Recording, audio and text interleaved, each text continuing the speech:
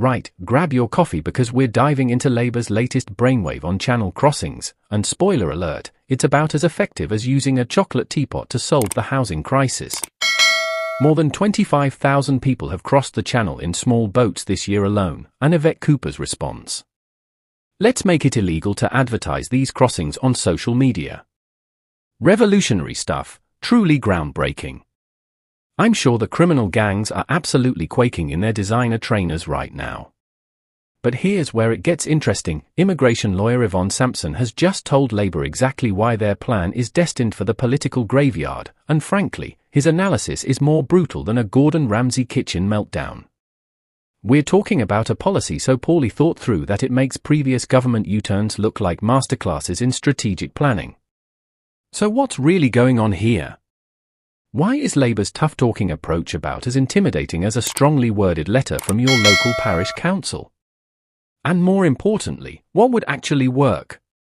Because according to Sampson, there's only one way to tackle this crisis, and it's not what any politician wants to hear. Let's start with Labour's ground plan, shall we? Under these new proposals, anyone caught advertising small boat crossings or fake passports on social media could face up to 5 years in prison. 5 years! That's longer than some people get for actual violent crimes, but apparently posting a dodgy Facebook ad about channel crossings is now equivalent to serious criminality in the eyes of our beloved Home Office.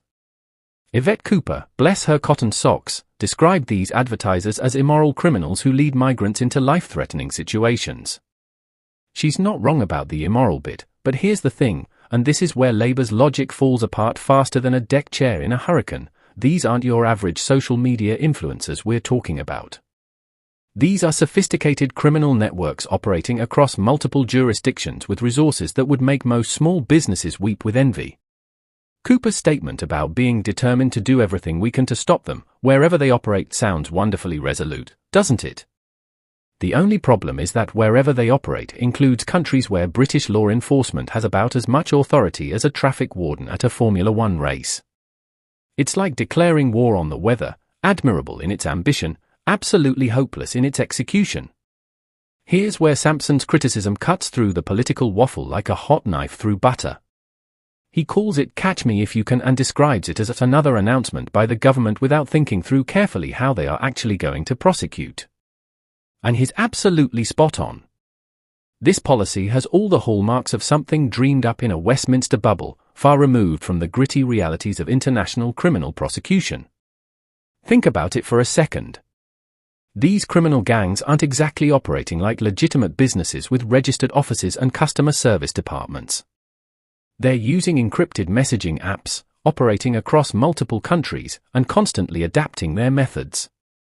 Meanwhile, the British government is essentially saying, right, we'll make it illegal to post about this on Instagram. It's like trying to stop drug trafficking by banning movies about drugs, completely missing the point and targeting the symptom rather than the disease. But here's where Sampson's analysis gets really interesting.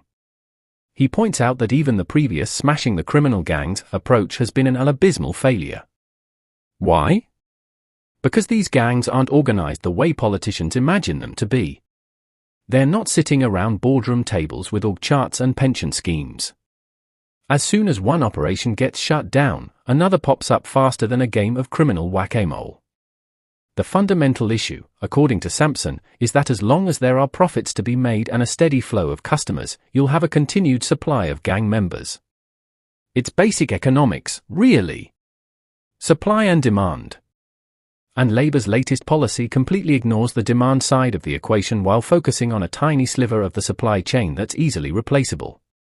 Sampson describes the government as chasing their own tail, and honestly, that's being generous. At least when a dog chases its tail, there's a vague possibility it might catch something. This policy is more like chasing shadows while blindfolded in a room with no lights. Now, here's where things get really brutal for Labour's approach. Sampson outlines what he calls the only way to tackle the migrant crisis, and it's not pretty for any politician looking for easy wins. According to him, the only way to stop this trade is to stop the demand. And how do you stop the demand? By ensuring that asylum seekers know they'll be removed when they get to the UK. This is where the rubber meets the road, and it's uncomfortable territory for any government. Sampson's argument is coldly logical. If potential channel crossers know they'll be sent back to their home countries, they won't spend thousands of dollars paying traffickers. It's risk-reward calculation at its most basic. Currently, the reward significantly outweighs the risk because removal rates are, shall we say, less impressive than England's World Cup performance in recent years. But here's the kicker: we're not removing people. We're not sending failed asylum seekers back to where they came from, which means the trade continues unabated. It's like leaving your front door wide open and then wondering why burglars keep visiting. The incentive structure is completely backwards. And if Labour's new policy does somehow manage to catch and prosecute these social media advertisers? Well, Sampson points out they'll just be contributing to Britain's already overcrowded prison system. So not only is the policy ineffective, it's actively making other problems worse. It's like solving traffic congestion by building more traffic lights, you're just creating different bottlenecks. Sampson's criticism doesn't stop there. He points out that previous policies haven't worked either. That stop the boats policy? Failed. That smash the gangs policy? Failed. At this point, the government's approach to channel crossings has more failed attempts than a teenager learning to parallel park. So what would actually work? According to Sampson, it requires something no British government wants to contemplate: genuine international cooperation on a scale that would make Brexit negotiators break out in cold sweats. He's talking about EU-wide agreements, international treaties, and arrangements that would see people return to their home countries in ways that satisfy international courts. This isn't about sending people to France. That would just overwhelm French systems and create the same problems one country over. It's about genuine return agreements with countries of origin, backed by international law and court approval. In other words, it's about doing the hard, boring, diplomatically complex work that doesn't generate good headlines or applause at party conferences. But here's the thing about Sampson's solution: it's not politically palatable for any party. It requires admitting that the problem is bigger than Britain, more complex than social media advertising, and more persistent than any single policy can address. It requires long-term thinking, international cooperation, and the kind of diplomatic heavy lifting that takes years to implement and doesn't provide immediate political dividends. Labour's approach, by contrast, offers the illusion of action without the substance of solution. It's tough-talking rhetoric wrapped around a policy that fundamentally misunderstands the problem it's trying to solve. It's like trying to stop bank robberies by making it illegal to draw maps of bank locations, technically relevant but practically useless. The broader issue here is that Labour seems to be suffering from the same problem that plagued the Conservatives: the belief that complex international problems can be solved with simple domestic policies. It's the political equivalent of thinking you can fix climate change by changing light bulbs, not wrong exactly, but missing the scale of what's actually required. What makes this particularly frustrating is that everyone involved, from immigration lawyers to border force officials to the migrants themselves, understands the reality of the situation. The only people who seem genuinely surprised that these policies don't work are the politicians implementing them. It's like watching someone repeatedly hit their thumb with a hammer and expressing shock each time it hurts. So where does this leave us?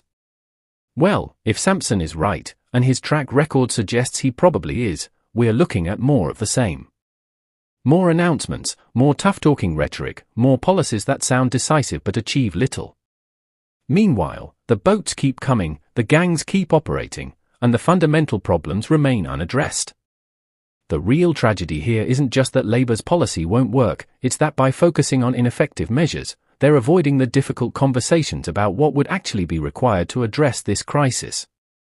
International cooperation, long-term diplomatic engagement, and genuine partnerships with countries of origin aren't sexy policy announcements, but they're what the situation actually demands.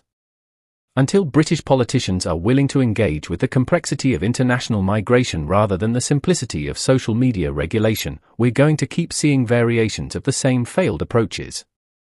Different parties, same fundamental misunderstanding of the problem. And that, my friends, is why your daily coffee probably contains more substance than most government policy on channel crossings. At least your coffee actually does what it promises, keeps you awake long enough to watch politicians make the same mistakes over and over again. That's all for today's UK Daily Coffee Update. If you found this analysis more enlightening than government policy, which, let's be honest, isn't exactly a high bar, make sure you subscribe for more daily doses of political reality. And if you've got thoughts on Labour's latest approach to channel crossings, drop them in the comments. Just remember, unlike government policy, your comments might actually make sense. Until tomorrow, keep your coffee strong and your expectations of political competence appropriately low.